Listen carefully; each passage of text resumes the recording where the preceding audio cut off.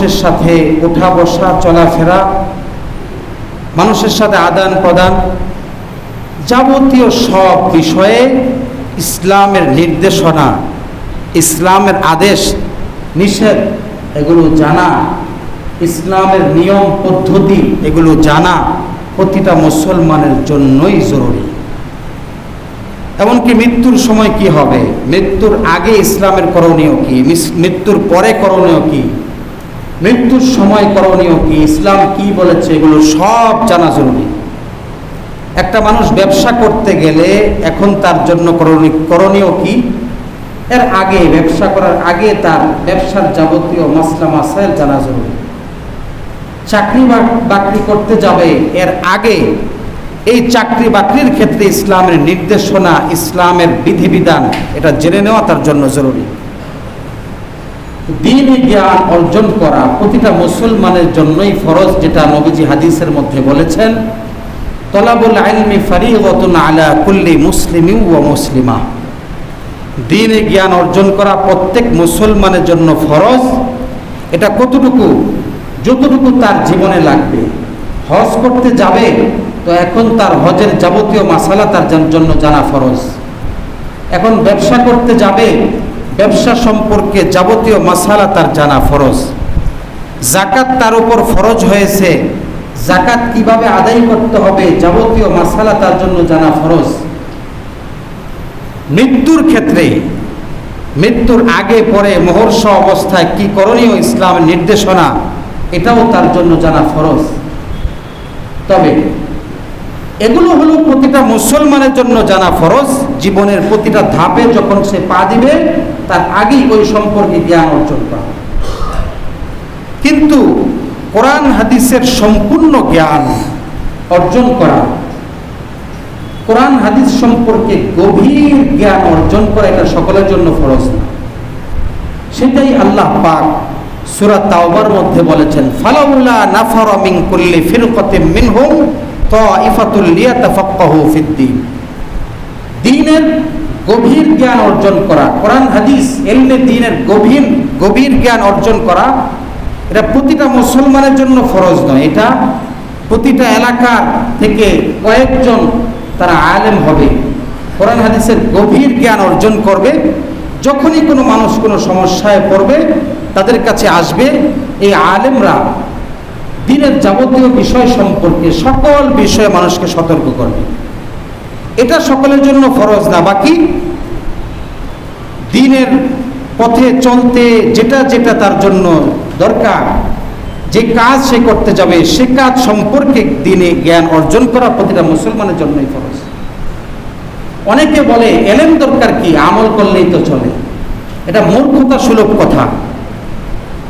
এটা তাকে ধ্বংসের দিকে ঠেলে দিবে। জ্ঞান অর্জন ছাড়া, দ্বীনি জ্ঞান অর্জন ছাড়া ইবাদত করা এটা মূর্খতা। সুনানে দারমি এর 309 এবং 10 নম্বর রিওয়ায়াতের মধ্যে এসেছে, আলী রাদিয়াল্লাহু আনহু বলেছেন, লা খায়রা ফি ইবাদাতিন লা ইলমা ফিহা। ওই ইবাদতের মধ্যে কোনো কল্যাণ নেই, বরকত নেই, খায়ের নেই যে ইবাদতের ব্যাপারে তার জ্ঞান নাই। নামাজ পড়তেছে, নামাজের মাসালা বিধিবিধান জানা নাই। হজ করতেছে কিন্তু হজের মাসআলা মাসাইল, হজের বিধিবিধান জানা নাই। যে যে কাজ সে করবে, ব্যবসা বাণিজ্য করতে যাচ্ছে, এ সম্পর্কে ইসলামের নির্দেশনা বিধিবিধান সে জানে না, তো তার এই ইবাদতের মধ্যে কোনো কল্যাণ নেই। লা খায়রা ফি ইবাদাতিন লা ইলমা ফিহা।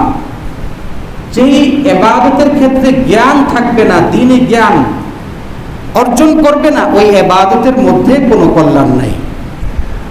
ওয়ালা খায়রা ফি ইলমিন লা ফাহমা ফিহা। এবং ওই এলেমের মধ্যেও খায়ের নাই যে এলেম বুঝে মানুষ পড়ে না। পড়তেছে, হাদিস পড়লো কিন্তু হাদিস আসলে কি বুঝিয়েছে, হাদিস দ্বারা নবীজি কি বিধান বুঝিয়েছেন, কোরআনের আয়াত থেকে কি বিধান বুঝে আসে, বুঝে পড়ে না, বাস এমনি পড়ে যায়। তো ওই এলেমের মধ্যেও খায়ের নাই। সুতরাং জীবনের যে কোনো কাজ করতে গেলে তার আগে জ্ঞান অর্জন করতে হবে, ইলমে দ্বীন, দ্বীনে ইলম অর্জন করতে হবে বুঝে, রাসূল যেভাবে বুঝিয়েছেন সেভাবে, আল্লাহ তাআলা যা বুঝাতে চেয়েছেন সেভাবে বুঝতে হবে। তাহলে ওই কাজের মধ্যে খায়ের হবে, সেই কাজটা আল্লাহর কাছে কবুল হবে। কথা তো বুঝতে পেরেছেন? এজন্যই দ্বীনে ইলম অর্জনের গুরুত্ব দেওয়া হয়েছে। অনেকে মনে করে আমল করব, ইলম দরকার কি? যদি আমল আপনি করেন ইলম ছাড়া, তো এই আমলটা ভুলে ভরা হবে, ভুলযুক্ত হবে, নবীর তরিকা অনুযায়ী হবে না, তখন সেটা আল্লাহর কাছে কবুল হবে না। এজন্যই নবীজি হাদিসের মধ্যে বলেছেন, ফদলুল আলিমি আলাল আবিদি কাফদলি আলা আদনাকুম। একজন সাধারণ ইবাদত গুজার, তার উপরে একজন আলেম যে দ্বীনি জ্ঞান অর্জন করে, তার শ্রেষ্ঠত্ব কেমন? আমি নবী তোমাদের মধ্যে একজন সাধারণ ব্যক্তির উপরে আমার শ্রেষ্ঠত্ব যত বেশি, ঠিক সাধারণ একজন আবেদের উপর একজন আলেমের শ্রেষ্ঠত্ব তত বেশি। এজন্য ইলমের গুরুত্ব দেওয়া হয়েছে। নবীজি একদিকে ইলমের পাহাড় তার কাছে ছিল, আর এই ইলমের পাহাড়ের মাধ্যমে শ্রেষ্ঠত্ব মর্যাদার অধিকারী হয়েছেন, আবার কুল কায়নাতের মধ্যে শ্রেষ্ঠ বুজুর্গ হয়েছেন ইলম ছাড়া নয়। নবীজি বলেছেন হাদিসের মধ্যে, উতীতু ইলমাল আউয়ালিন ওয়াল আখিরিন, আমাকে পূর্ববর্তী পরবর্তী সব ইলম আমাকে দেওয়া হয়েছে। সুবহানাল্লাহ, সব জ্ঞান আমাকে দেওয়া হয়েছে। নবীজির কাছে জ্ঞানের ভান্ডার ছিল। এখন জ্ঞানহীন, কোরআন হাদিসের জ্ঞান ছাড়াই আপনি একজন কুতুব হিসেবে বসে যাবেন, আপনি বড় পীর হিসেবে বসে যাবেন, ইলম নাই আর বলবেন ইলম লাগে না, এটা গণ্ড মূর্খের কথা ছাড়া আর কিছু নয়। এজন্য দ্বীনি ইলমের গুরুত্ব এত দেওয়া হয়েছে, সাহাবায়ে কেরাম নবীজির পাশে বসে বসে দ্বীনি জ্ঞান অর্জন করেছেন। কিভাবে? খাবারেরও খবর ছিল না, বছরের পর বছর এক একটা সূরার তাফসীর বোঝার জন্য পড়েছিলেন। এটা কি সওয়াব নাই? দ্বীনি জ্ঞান অর্জনের কি সওয়াব নাই? দ্বীনি জ্ঞানের প্রতিটা হরফ, প্রতিটা মুহূর্ত এই কাটানোর পিছনে অনেক অনেক সওয়াব এবং ইবাদত আল্লাহ লিখে দেন। সুবহানাল্লাহ। দ্বীনি ইলম এর গুরুত্ব এবং দ্বীনি ইলম অর্জন করা এটা আলাদা ইবাদত। সুতরাং সাহাবায়ে কেরামের অবস্থা দেখেন। হযরত আবু হুরায়রা রাদিয়াল্লাহু আনহু না খেয়ে ক্ষুধার্ত অবস্থায় পড়েছিলেন নবীজির কাছে, আমার হাদিস অর্জন করতে হবে, হাদিস শিখতে হবে। লক্ষ লক্ষ হাদিস মুখস্থ করেছেন। সাহাবায়ে কেরাম মাসালা জেনেছেন বসে বসে নবীজির কাছে। সুতরাং দ্বীনি আলোচনার গুরুত্ব অনেক বেশি। আপনি দ্বীনি আলোচনাকে, দ্বীনি মাসআলার এই বিষয়, দ্বীনি বিধিবিধান বর্ণনা, এটাকে আপনি অবহেলার দৃষ্টিতে দেখবেন, এটা বড্ড খারাপ বিষয়। আর মনে করবেন এটা তো কোনো ইবাদত না। এই যে আপনারা বসতেছেন, যতক্ষণ পর্যন্ত এই আলোচনা শুনবেন কোরআন থেকে, দ্বীনি আলোচনা বিধিবিধান শুনবেন, ততক্ষণ আল্লাহ পাক আমলনামায় সওয়াব দিতে থাকবেন। সুবহানাল্লাহ। এটা মুস্তাকিল স্বতন্ত্র একটা ইবাদত, আলাদা একটা ফজিলতপূর্ণ ইবাদত দ্বীনি জ্ঞান অর্জন করা। সেটা জুমার আলোচনা হোক, সেটা মাসআলা মাসাইল আলোচনার কোনো মজলিস হোক, সেটা তাফসীর আলোচনার মজলিস হোক, সেটা হাদিস আলোচনার মজলিস হোক, যে নামেই হোক, সেখানে যদি দ্বীনি আলোচনা হয়, কোরআন হাদিসের বর্ণনা সেখানে উল্লেখ করা হয়, সেটা পরিপূর্ণ ইবাদতের একটা মজলিস।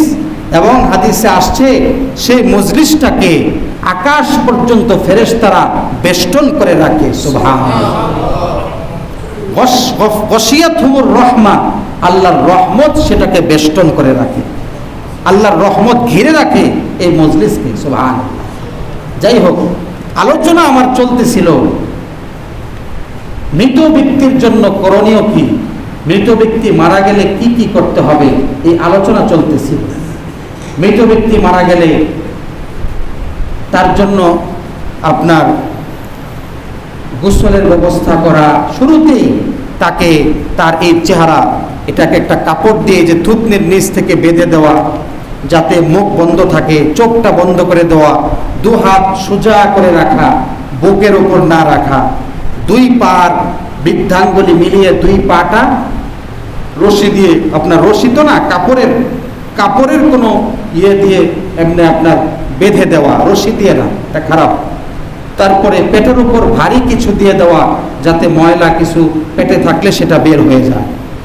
এরপরে এই মৃত ব্যক্তি মারা যাওয়ার আগে তো সূরা ইয়াসিন তেলাওয়াতের কথা আছে বলেছি, কিন্তু মৃত্যুবরণ করার পরে গোসল দেওয়ার আগ পর্যন্ত তার কাছে কোরআন পড়া যাবে না। এখন ইন্তেকাল করেছে, গোসল হয় নাই, গোসল দেওয়ার আগ পর্যন্ত কোরআন তার পাশে পড়া যাবে না, গোসল দেওয়ার পরে তার পাশে বসে কোরআন পড়া যাবে। কথা বুঝতে পেরেছেন? অনেকে আমরা জানি না, ইন্তেকাল হয়েছে, গোসল হয় নাই, পাশে বসে কোরআন তেলাওয়াত হচ্ছে না। এখন গোসল দিতে হবে, পাক পবিত্র করার পরে তারপরে আশপাশে বসে কোরআন তেলাওয়াত করা যাবে, করতে হবে। এরপরে আপনার যে কাজটা করতে হবে সেটা হলো,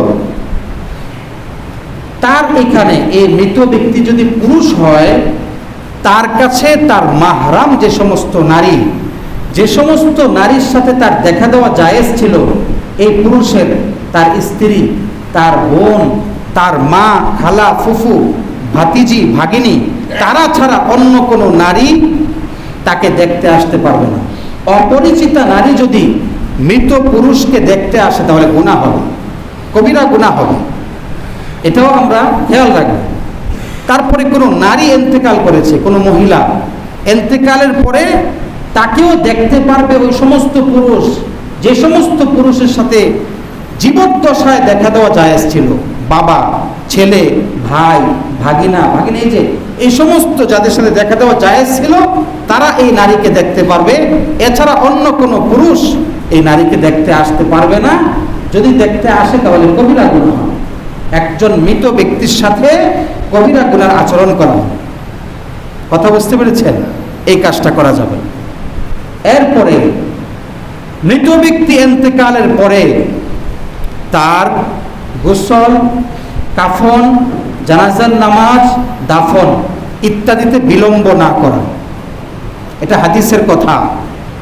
ইন্তেকালের পরে দ্রুত গোসল দেওয়া, দ্রুত কাফন পরানো, দ্রুত জানাজার নামাজ সম্পন্ন করা, দ্রুত তার দাফনের ব্যবস্থা করা, বিলম্ব না করা, এটা হাদিসের নির্দেশ। কিন্তু আমরা বিলম্ব করি, 1 দিন 2 দিন 12 ঘন্টা 14 ঘন্টা বিলম্ব করি না, এটা হাদিসের নির্দেশ না। হাদিস বলে দ্রুত, যত তাড়াতাড়ি সম্ভব তাকে তার এই সব কাজগুলো সম্পন্ন করে ফেলা।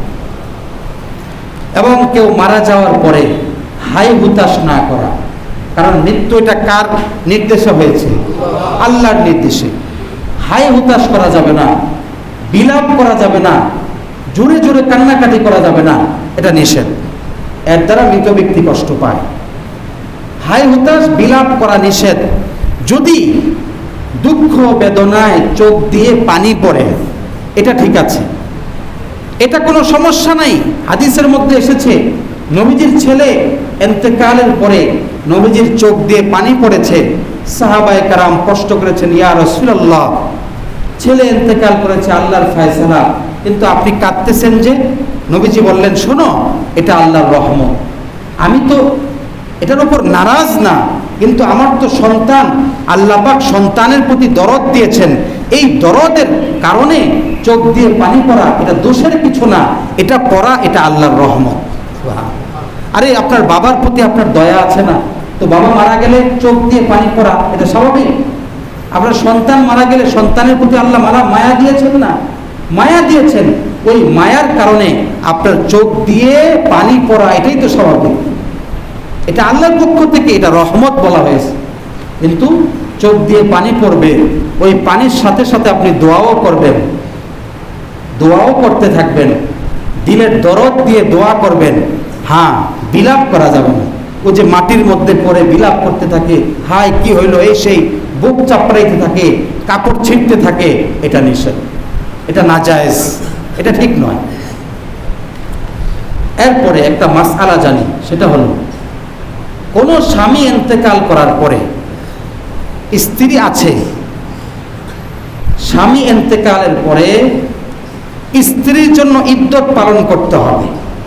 আল্লাহ তাআলা কোরআনে বলেছেন, ওয়াল্লাযীনা ইউতাওয়াফাউনা মিনকুম ওয়া ইয়াযারুনা আযওয়াজান ইয়াতারাব্বাসনা বিআনফুসিহিন্না আরবাআতা আশহুরিন ওয়া আশরা। যদি কোনো স্ত্রীর স্বামী ইন্তেকাল করে স্ত্রীর জীবদ্দশায়, তাহলে এই স্ত্রীর ইদ্যত পালন করতে হবে। ইদ্যত কতটুকু? যদি তার পেটে সন্তান থাকে, পেটে যদি সন্তান থাকে তাহলে সন্তান প্রসব হওয়া পর্যন্ত, সন্তান প্রসব করা পর্যন্ত ইদ্যত। ইদ্যত কি সেটা বলতেছি। আর যদি পেটে সন্তান না থাকে তাহলে আরবাআতা আশহুরিন ওয়া আশরা, 4 মাস 10 দিন। কতদিন? আমাদের নারীরা অনেকে জানে না, 4 মাস 10 দিন। অথবা পেটে সন্তান থাকলে সন্তান প্রসব করা পর্যন্ত, এই সময়টা পর্যন্ত তাকে ইদ্যত পালন করতে হবে। ইদ্যত মানে 1 নম্বর কথা, এই সময়ের ভিতরে অন্য কোনো স্বামীর সাথে, অন্য কোনো পুরুষের সাথে বিবাহ বন্ধনে আবদ্ধ হতে পারবে না এই সময়টার ভিতরে। দ্বিতীয় কথা, এই সময়টার ভিতরে তাকে তার ঘরের মধ্যেই থাকতে হবে। যদি স্বামীর ঘর, যেই ঘর তার জন্য রেখে গেছে, এই ঘরটাই তার জন্য নিরাপদ হয়, তার নিরাপত্তার কোনো সমস্যা না থাকে, স্বামীর রেখে যাওয়া ঘরে নিরাপদেই থাকে, তাহলে স্বামীর ঘরেই থাকবে। কিন্তু স্বামীর ঘরে যদি তার নিরাপত্তা না থাকে তাহলে বাবার বাড়িতে অথবা অন্য কোনো জায়গায় তার অভিভাবকের কোনো বাড়িতে অবস্থান করবে। এই সময়টায় ওই ঘরের মধ্যেই তাকে থাকতে হবে। ঘরের মধ্যে থাকা বলতে ওই রুমটার মধ্যেই না, বাড়ির যে এরিয়া আছে এর মধ্যে, মানে এরিয়ার বাইরে যেতে পারবে না, এর মধ্যেই থাকবে। সাদা মাথা অবস্থায় থাকবে, সাজসজ্জা করবে না, নিজেকে খুব সুসজ্জিত করবে না, সাধারণ পোশাকে থাকবে। অনেকে আবার এখানে মনে করে সাদা কাপড় পরে থাকবে, এটা ভুল কথা। সাদা কাপড় না, কাপড়ের মধ্যে যেগুলো নরমাল, এই নরমাল কাপড়গুলো পরে স্ত্রী থাকবে, বাকি তাকে এরিয়ার মধ্যে থাকতে হবে। সাজসজ্জা করবে না, নিজেকে সুসজ্জিত করবে না, বিভিন্ন আপনার প্রসাধনী ব্যবহার, সুগন্ধি ব্যবহার, এগুলি ব্যবহার করবে না, সাদা এই স্বাভাবিকভাবে থাকবে।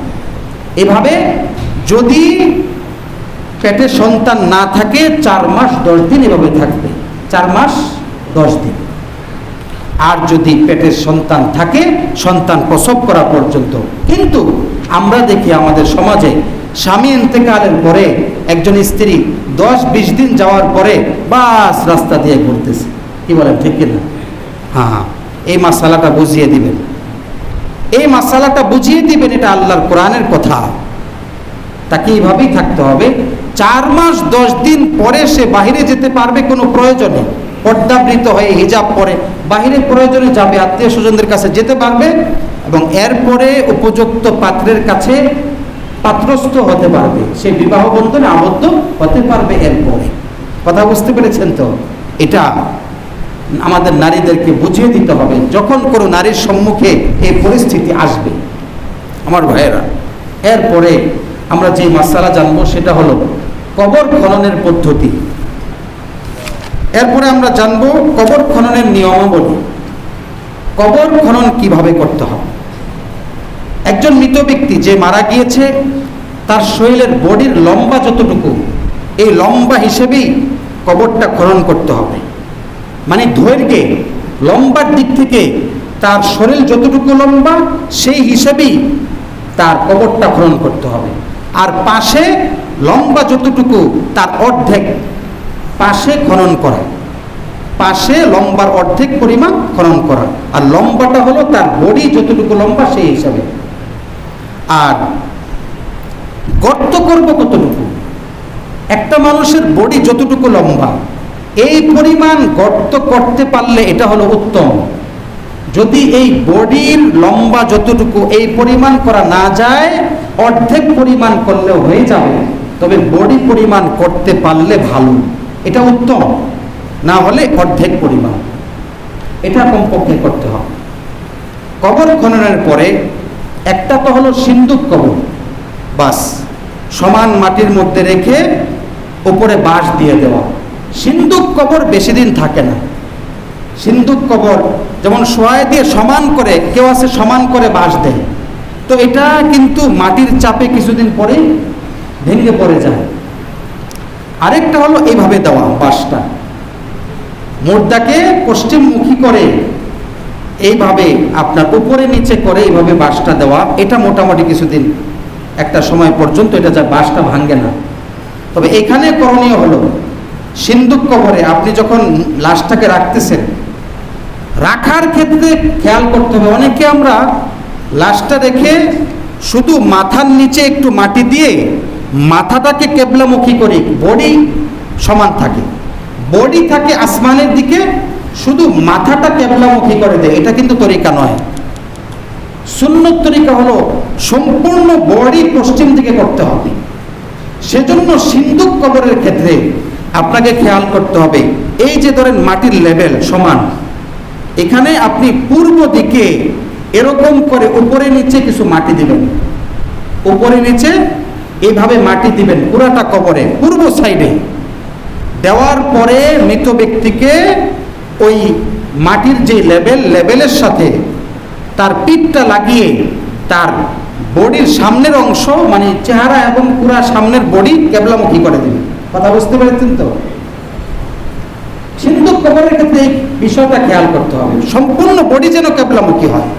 সম্পূর্ণ বডি কেবলামুখী করতে হলে আপনাকে পূর্ব দিকে মাটি উপরে নিচে করে এভাবে ঢালু করে মাটি দিতে হবে পুরাটাতে, পূর্ব সাইড পুরাটাতে মাটি দিয়ে মৃত ব্যক্তির মাথা এবং সম্পূর্ণ বডিটা কেবলামুখী করে দিতে হবে, শুধু মাথা না। এটা কিন্তু ভুল তরিকা। সুন্নত তরিকা সম্পূর্ণ বডি কোন দিকে থাকবে? কেবলামুখী। এটা হলো সিন্দুক কবর। আরেকটা হলো বগলি কবর বা লাহাত যাকে বলা হয়, ওইটা হলো উত্তম সবচেয়ে। সেটা হলো কবর খননের পরে মাটির নিচের যে লেভেল আছে, এই লেভেলের পশ্চিম দিকে আপনি আরেকটা খনন করবেন কুঠরির মতো, মানে মৃত ব্যক্তির বডি রাখতে যতটুকু জায়গা লাগে ওই মাটির লেভেলে ওইখানে পশ্চিম সাইডে কুঠরির মতো আপনি খনন করবেন পশ্চিম দিকে, মানে মৃত ব্যক্তির বডি রাখতে যতটুকু ফাঁকা লাগে ততটুকু পরিমাণ আবার খনন করে ফেলবেন। কথা বুঝতে পেরেছেন? মাটির লেভেলের পশ্চিম দিকে মৃত ব্যক্তির লাশ রাখতে যতটুকু আপনার গর্ত করতে হয় এই পরিমাণ সমানভাবে গর্ত করতে হবে। সমানভাবে গর্ত করে মৃত ব্যক্তির লাশটা ওই গর্তের মধ্যে মানে ওই কুঠরির মধ্যে সমানভাবে কেবলামুখী করে পুরা বডিটা কেবলামুখী করে রেখে দিবেন। এরপরে বাঁশটা দিবেন, এইভাবে সমানভাবে দিলে বাঁশ থাকবে না, এইভাবে দিয়ে মাটি দিবেন। এটা হলো সুন্দর, সবচেয়ে সুন্দর তরিকা, এবং মৃত ব্যক্তির লাশটা কেবলামুখী হয়ে সুন্দরভাবে থাকে। অনেকে মনে করেন বা এইভাবে তারা করেনও যে যদি বাঁশটা এরকম ঢালু করে দেওয়া হয় উপরে নিচে এমনে, তাইলে ফেরেশতা এসে মৃত ব্যক্তিকে কেমনে বসাবে? জায়গা কই? কি বলেন? জায়গা কই? এজন্য বাঁশটা উপরে দিয়ে মোটামুটি একটা জায়গা তো রাখা লাগবে, যে ফেরেশতা এসে তাকে বসাবে না, কি লাগবে? জায়গা লাগবে। এজন্য বাঁশ উপরের দিকে দিতে হবে। আর এই ফেরেশতা এসে মৃত ব্যক্তিকে কেমনে বসাবে না বসাবে সেটা আপনার চিন্তা করতে হবে না। আল্লাহ পাক সেই জায়গা কত দিয়েছেন সেটার কোনো এটা আমরা জানবো না। হ্যাঁ, ওই ব্যবস্থা আল্লাহ করবেন, কিন্তু আপনি উত্তম যেটা সেই কাজটাই করেন। জায়গার ব্যবস্থা তো আল্লাহ করবেন। মাটি বাঁশটাকে এইভাবে লেভেল করে দেওয়া উচিত। যদি বগলি কবর করেন মানে মাটির লেভেলে পশ্চিম দিকে লাশ রাখার মতো আপনি গর্ত খনন করেন, কুঠরির মতো খনন করে সমান করে লাশটাকে পশ্চিম দিকে করে রাখেন, তাহলে আপনার বাঁশটা এইভাবে দিতে হবে, উপরে নিচে এই সাইডে দিতে হবে, মানে পশ্চিম সাইডে দিতে হবে বাঁশটা। আর যদি আপনি সিন্দুক কবর করেন তাহলে মাটি তো পূর্ব পাশে এইভাবে ঢালু করে লেভেল করে দিতে হবে, লেভেল করে লাশটা এইভাবে পশ্চিমমুখী করতে হবে। তখন আপনার বাঁশটা দিতে হবে পূর্ব দিকে উপরে নিচে করে। কথা বুঝতে পেরেছেন? এরপরে বাঁশের উপরে চাটাই ভালো করে দিতে হবে যাতে মাটি ভিতরে না যায়, সুন্দরভাবে দিয়ে এরপরে মাটি দিবেন। দেওয়ার সময় মিনহা খলাকনাকুম ওয়া ফিহা নুঈদুকুম ওয়া মিনহা নুখরিজুকুম তারাতান উখরা। তাহলে কবর খননের পদ্ধতি বুঝতে পেরেছেন তো? যেই কবর খনন করুক না কেন, আপনি সাথে থাকেন, আপনি সাথে থেকে এভাবে নির্দেশনা করেন যে এইভাবে কাটো। তাকে তো সে তো কাজ করবে আপনার কথা অনুযায়ী, তো আপনি এটা পাশে দাঁড়িয়ে তাকে এইভাবে নির্দেশনা দিয়ে দেন কাজ করার জন্য। এটা হলো কবর খননের পদ্ধতি। গোসল করার তরিকা কি? মৃত ব্যক্তিকে গোসল করার পদ্ধতিটা হলো, মৃত মহিলা যদি কোনো মহিলা ইন্তেকাল করে তাহলে এই মহিলার গোসল করাবে আরেকজন মহিলা। পুরুষ ইন্তেকাল করলে এই পুরুষের গোসল করাবে আরেকজন পুরুষ। কথা বুঝতে পেরেছেন? এভাবেই করতে হবে। এবং যেখানে গোসল করানো হবে তার চতুর্দিকে পর্দা দিয়ে দিতে হবে, পর্দার বেষ্টনী দিয়ে সেখানে গোসল করানো হচ্ছে। অনেকে শুধু একটা মশারি দেয় বাস করায় না, শুধু মশারির ফাঁক দিয়ে দেখা যায়। হ্যাঁ, মশারিটা যদি এমন হয় যে এমনভাবে মশারিটা তৈরি করা যে বাইরে থেকে দেখা যায় না, তাহলে ঠিক আছে। চতুর্দিকে পর্দাবৃত করে তারপরে সেখানে গোসল করানো। জানাজার যে খাটিয়া, এই খাটিয়াটাকে প্রথমে 3 বার 5 বার অথবা 7 বার আগরবাতি দিয়ে ধোয়া দেওয়া। কয়বার? 3 বার 5 বার অথবা 7 বার দেওয়ার পরে লাশটাকে সেখানে রাখার পরে তার উপরে একটা মোটা কাপড়, মোটা চাদর এটা রেখে তার শরীরে যে কাপড়টা আছে কাপড় আস্তে খুলে ফেলতে হবে। উপরে আগে চাদর দিয়ে নিতে হবে, তারপরে কাপড়গুলো খুলে ফেলতে হবে। কাপড় খুলে ফেলার পরে যারা গোসল করাবে তারা প্রথমেই হাতের মধ্যে কিছু কাপড় পেঁচাবে। কাপড় পেঁচিয়ে 3টা বা 5টা ঢিলা নিয়ে সেই ঢিলা দিয়ে ইস্তেঞ্জা করাবে মৃত ব্যক্তি। ইস্তেঞ্জা করিয়ে লজ্জা স্থান ধুয়ে ফেলবে। কথা বুঝতে পেরেছেন? লজ্জা স্থান ধোয়ার পরে নিজের হাতটাও ধোবে। ধোয়ার পরে তুলা নিয়ে মৃত ব্যক্তির ঠোঁট, তার দাঁত, দাঁতের মাড়ি এবং নাকের ভিতরের অংশ মুছে দিবে। নাকের মানে তুলা দিয়ে ঠোঁট, দাঁত, দাঁতের মাড়ি মুছে দিয়ে তুলা ফেলে দিবে। আরেকটা তুলা নিয়ে নাকের ভিতরে আবার পরিষ্কার করবে 3 বার। কয়বার? 3 বার পরিষ্কার করবে। করার পরে যদি এমন হয় মৃত ব্যক্তির উপর গোসল ফরজ হয়ে থাকে, যেভাবেই হোক গোসল ফরজ হয়ে থাকলে অথবা নারীর মেন্স অবস্থায় ছিল, তাহলে তাকে কুলি করানো জরুরি। কুলি এবং নাকে পানি দেওয়া 3 বার করে কুলি করাতে হবে এবং নাকে পানি দিতে হবে। এইভাবে কুলি করানো, নাকে পানি দেওয়ার পরে কি করবে? এখন তার নাকে, মুখে এবং কানে তুলা দিয়ে দিবে। কি দিয়ে দিবে? তুলা দিবে, কারণ এখন তার গোসল হবে। গোসল অবস্থায়, অজু অবস্থায় যদি পানি ভিতরে ঢুকে, এজন্য মুখে, নাকে, কানে তুলা দিয়ে তারপরে তাকে সুন্নত তরিকায় অজু করাবে। কি করাবে? অজু করাবে তুলা দিয়ে। অজু করানোর পরে এখন তাকে সুন্দরভাবে শোয়ায় দিয়ে তার মাথা, দাড়ি ইত্যাদিতে সাবান দিবে। দিয়ে পানি ঢেলে দিয়ে এখন তাকে বাম কাতে শোয়াবে। বাম কাতে শোয়ে ডান পাশটা ধোবে। ডান পাশ সম্পূর্ণ শরীরটা পানি ঢেলে সুন্দরভাবে ধুয়ে ফেলবে। ডান পাশ ধোয়া হওয়ার পরে আবার তাকে ডান কাত করবে।